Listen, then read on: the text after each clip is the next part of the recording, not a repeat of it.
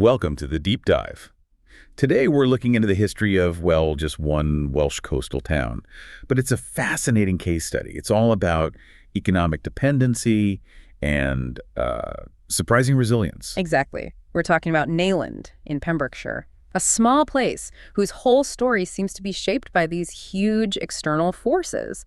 You know, salt traders, then railway tycoons like Brunel. Yeah, and our sources really paint a picture of a community that had these, spectacular booms, followed by just devastating collapses, two of each, really. Right. So the mission for you listening in is to get a handle on how it survived all that. It's not just the dates and events. We want to explore, is it better for a place to kind of create its own economic path? Or just be the recipient of some big flashy opportunity that might just vanish later on. Precisely. And to really get that contrast, we have to start before the railways, because Neyland wasn't just some quiet little village waiting for the train. No, far from it. Long before Brunel showed up, it was already, a pretty busy 18th century port. Quite sophisticated, actually. And that early success really comes down to its geography. Neyland's right there on the edge of the Cleethai estuary. It's low-lying, sheltered.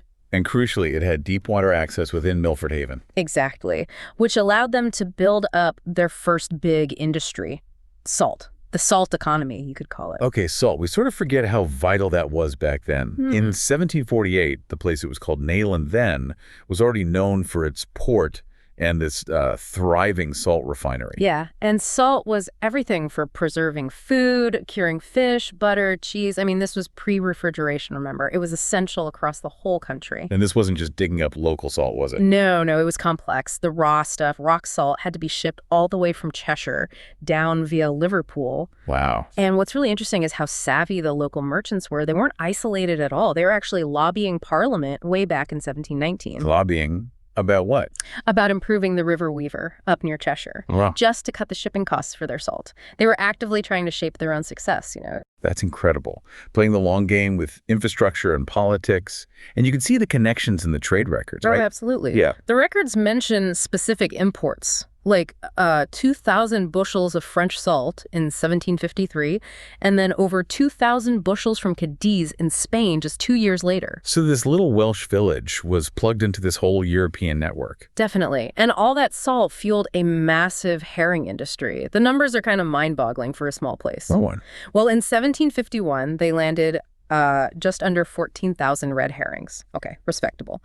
But by 1766, it was millions upon millions. Yeah. That kind of volume must have attracted serious money. It did. You had merchants like William Whitaker. He built his own private quay, big warehouses at a place called Barm Lake, specifically for trading across the Atlantic. Atlantic trade, too. What was he bringing in? American goods. Things like sugar, rice, pine boards from Boston, even fish oil from Rhode Island. It really was punching above its weight. And building things, too, not just trading. Yeah, the salt refinery complex also had its own private dockyard. And they weren't building small boats. We're talking proper warships. Like what? Well, HMS Milford, a 28-gun frigate, launched in 1759, and then, even bigger, HMS Prince of Wales, a 74-gun ship of the line, in 1765. 74 guns. So industrially capable as well. Absolutely. Commercially sharp, industrially strong.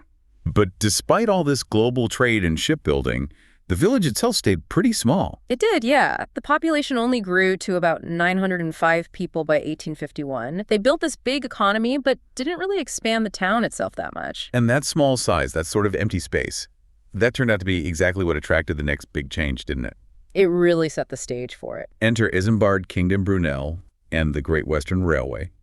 His big vision was this super-fast link from London right across to the Atlantic, aiming especially for the Irish traffic. That's right. And his first thought for the terminus wasn't Neyland. He initially wanted parliamentary approval for Goodwick near Fishguard. But then around 1852, he changed his mind.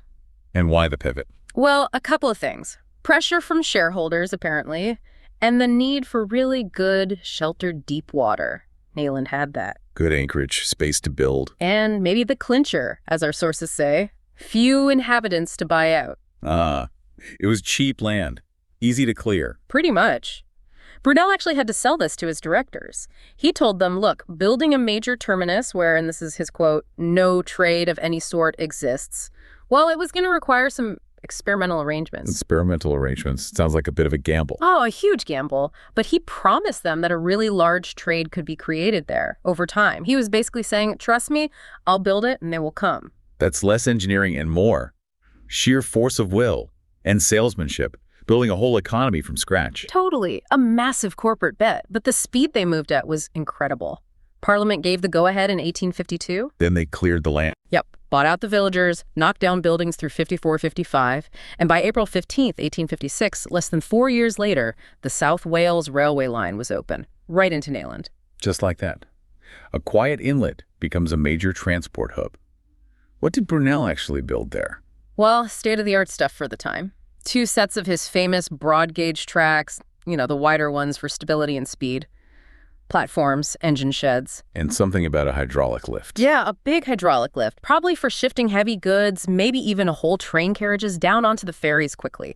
Hugely innovative. And the trade did come. It exploded. Steam ferries to Waterford started almost immediately, August 1856, then Cork. By 1858, they even had steamships running routes to Portugal and Brazil. Brazil, from Neyland. I know, the town just mushroomed. New streets laid out, a big fancy hotel, the South Wales Hotel, opened in 58. 4 new chapels popped up. The population shot past 1,000 by 1861. That's the boom time. All built on the GWR deciding to plant its flag there. Entirely dependent on that single decision. Okay, so if we need one story that sums up this whole reliance on huge, maybe slightly risky ventures, it has to be the Great Eastern episode, right? Oh, absolutely. The Great Eastern. What a story. This was Brunel's other famous project, that enormous iron steamship. How big was it again? Huge. 692 feet long, weighed 22,500 tons, an absolute giant for its time. Anyway, it came back to Britain needing some serious repairs around 1860. And the railway company saw an opportunity. They did. They offered to beach it right there at Neyland for the repair work. To do that, they had to build this massive structure on the shore, timber, and iron. Cost nearly 1,700 pounds, which was a fortune then. What was it called? A gridiron. Basically, yeah, like a giant cradle to hold the ship out of the water at low tide so they could work on the hull. So a big engineering job just to fix the ship? But it became much more than that. It turned into a massive tourist spectacle. A carnival, almost. Really? People came just to see a ship being repaired? Thousands of them. When the Great Eastern was towed up Milford Haven in August 1860, warships escorted it. The hills were lined with crowds. Wow. And the railway ran special excursion trains. From London, Cheltenham, Merthyr Tydfil, one train reportedly had 39 carriages. 39? How many people is that? It carried 2,700 people on that one train, including, apparently, the Glamorgan Rifle Volunteers. They charged a shilling admission just to get close. A shilling just to look. And I bet the locals made a bit of money. Oh, yeah. Our sources mention entrepreneurial women from nearby Langham selling oysters to all the hungry visitors. Must have been chaos. Well, it wasn't all fun and games, was it? There was a darker side. Well, yeah. The whole spectacle sort of highlighted the risks involved. While it was there, inspectors found some serious problems with the ship itself. The bearing for the main screw propeller was worn down by 4 inches. 4 inches? That's huge. It is. It kind of showed the potential flaws in these giant cutting-edge projects. Innovation mixed with maybe a bit too much haste. And that haste had consequences. Tragically, yes. Yeah. Later, in February 1862, they were trying to berth it again, and disaster struck. A big rope, a hawser, snapped. Oh. And a small boat nearby got sucked into the still revolving screw propeller. 2 men were killed, others injured. Just awful. A real tragedy. It was. The ship left a few months later, September 1862, and never came back to Neyland. It really served as a stark warning, didn't it, about the dangers of relying on these massive experimental ventures. Yeah, a spectacle, but also a cautionary tale. And that underlying danger, that fragility, really came home to roost just a few decades later. Brunel himself had died back in 1859, which probably weakened the focus on Neyland.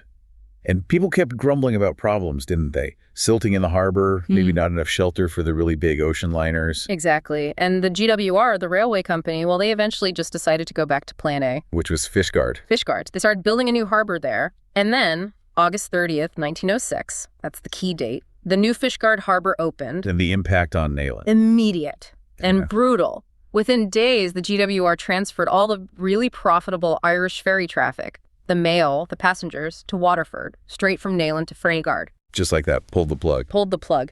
Overnight, Neyland's hotels, its shops, they lost their main customers. The GWR even closed its marine engineering factory there in 1907. How many jobs did that cost? About 200 skilled jobs. Gone, just like that. That's economic devastation delivered by corporate decision. Absolutely. It's the classic risk, isn't it? When your entire town's prosperity hangs on a decision made in a boardroom miles away. It's a lesson that still resonates today for towns reliant on one big employer. But Neyland didn't just roll over and die, did it? This is where the resilience part comes in. No, they fought back. And interestingly, they pivoted straight back to the sea. Back to what they knew from the 18th century in a way. How so? Well, a new fish market and an ice factory opened up at Barn Lake Point in 1908, trying to rebuild that maritime economy, and they invested locally, too. In the town itself? Yeah, things like proper street lighting, a promenade along the waterfront. They built the Church Lakes Bridge in 1911. Trying to improve the place, keep spirits up. But the hits kept coming throughout the 20th century, didn't they? Relentlessly. It was one blow after another. In 1926, the big Royal Dockyard closed over at Pembroke Dock that affected the whole area, took away lots of jobs. Yeah. Then came the beaching cuts in the 60s. Dr. Beeching's report axed railway lines all over Britain. And in 1964, Neyland's railway terminus, the whole reason for its 19th century boom, was shut down after 108 years. Wow, the railway that built the town was gone. Completely gone. And then the final nail, maybe. In 1975, they opened the big Clisai Road Bridge.